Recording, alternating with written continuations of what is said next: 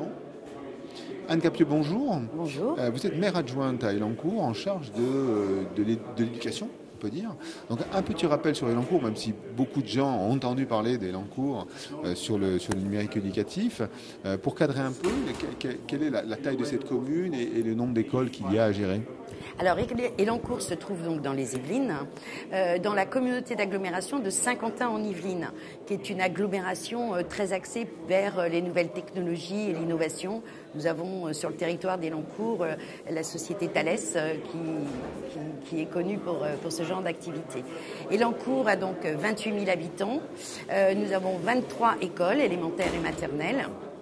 Et c'est une population assez jeune et voilà, très dynamique sur tous les sujets économiques et éducatifs numériques. Donc la ville d'Elancourt a depuis 10 ans maintenant mis un projet d'école numérique en place, notamment parce que Jean-Michel Fourbous, qui en est le maire, au moment où il était député, s'est vu donner 2 missions parlementaire sur le numérique.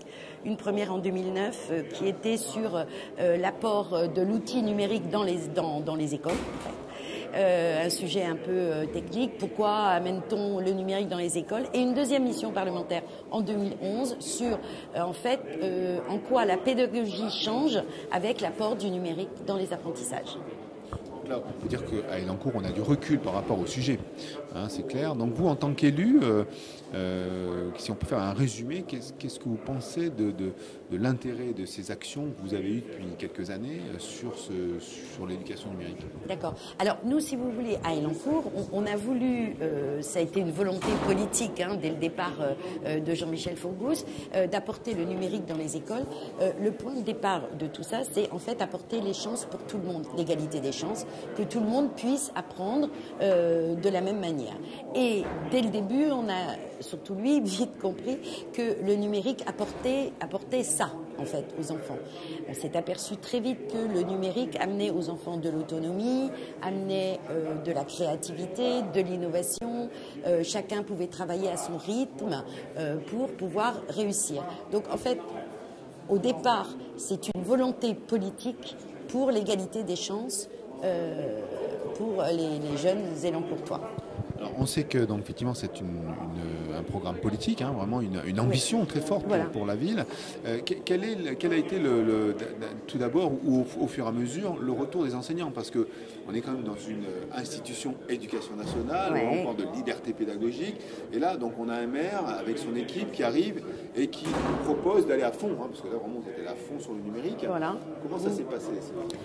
Alors au tout début, effectivement, on a proposé aux enseignants le numérique pour leurs cours, leurs apprentissages scolaires. Alors c'est vrai que c'était pas banal, parce qu'un maire qui débarque dans une classe pour dire à l'enseignant ce serait bien que vous fassiez comme ça, c'est pas toujours bien perçu. Donc nous, ce qu'on a très vite compris, c'est qu'il nous fallait un partenariat avec l'éducation nationale pour pouvoir effectivement amener les enseignants à faire cette nouvelle pédagogie. Donc dès le départ, on a passé des partenariats avec l'IEN, voilà, de notre circonscription d'Elancourt, puis avec l'inspection académique, nous on dépend de Versailles, puis avec le rectorat, et puis avec la DAN, qui nous a beaucoup aidés dans cette démarche-là, et puis avec Canopé. Et nous, on a tout de suite posé les choses en disant, nous, collectivité, on est là pour vous aider parce qu'on y croit. Donc nous, on investit dans le matériel, on vous l'installe dans les classes. Ça, c'est notre partie à nous. Et la partie éducation nationale avec les partenariats que j'ai énumérés, c'est la formation des enseignants et puis aussi faire vivre le projet à l'intérieur des classes.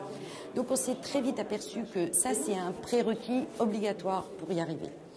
Après, on s'est aperçu que les enseignants, petit à petit, on les a amenés dans le projet et que ça essaimait autour des classes et que les enseignants parlaient entre eux, oh ben toi tu as un tableau numérique, c'est bien, voilà. Et on a toujours dit aux enseignants, vous revenez vers nous et nous on met à disposition le matériel.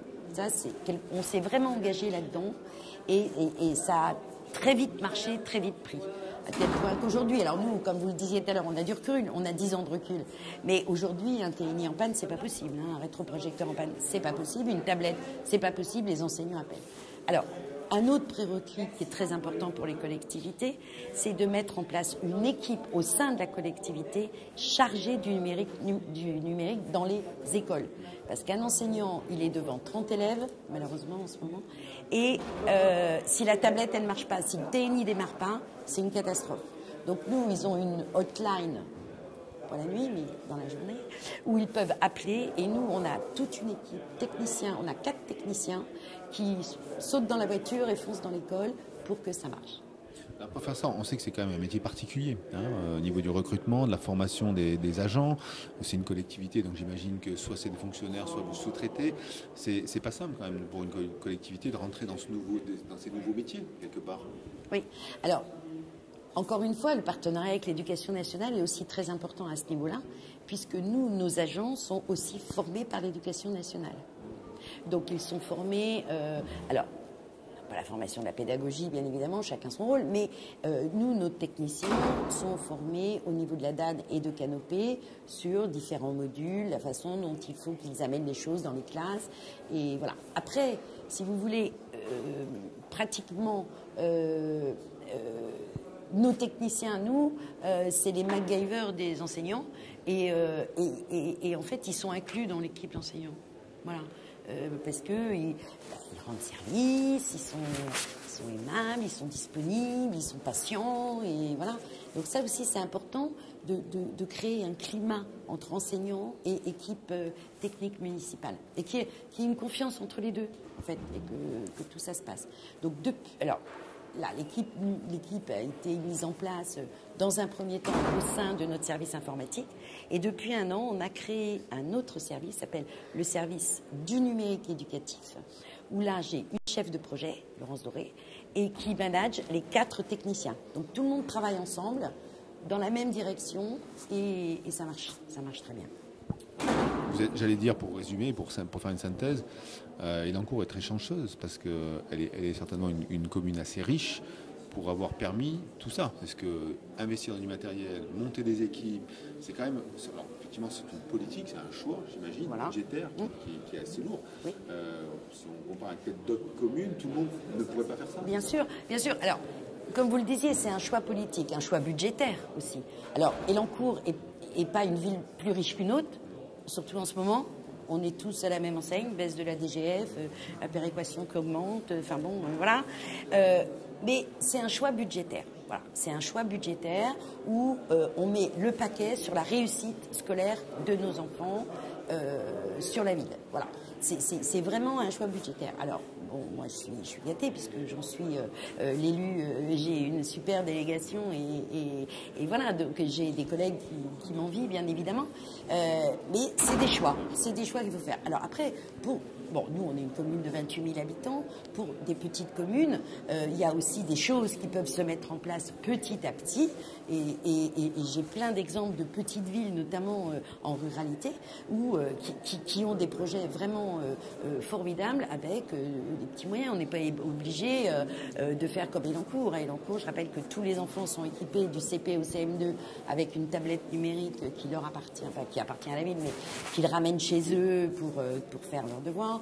Nous avons une 50aine de robots sur la ville qui tournent entre les écoles et les collèges aussi, parce que ça c'est important de le dire, de faire la transition primaire-collège, parce que on s'est vite aperçu que nos élèves, quand ils arrivaient en 6e, il y avait un gros gap technologique et que ça posait un problème. Donc voilà, on a des robots qui circulent dans les collèges et dans les écoles, chacun travaille ensemble.